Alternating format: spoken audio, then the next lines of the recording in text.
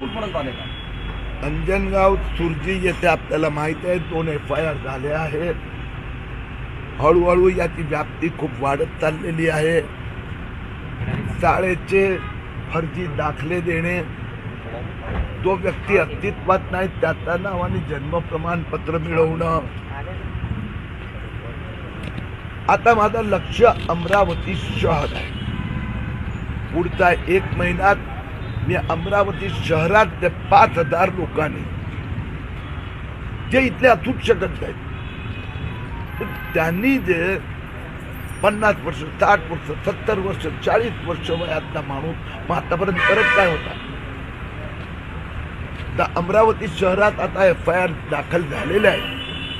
त्याच्यात अतिरिक्त माहिती देत अमरावतीमध्ये पण जे बांगलादेशींनी जन्म प्रमाणपत्र मिळवलं आहे कारवाई होणार. तुमच्या अंदाजानुसार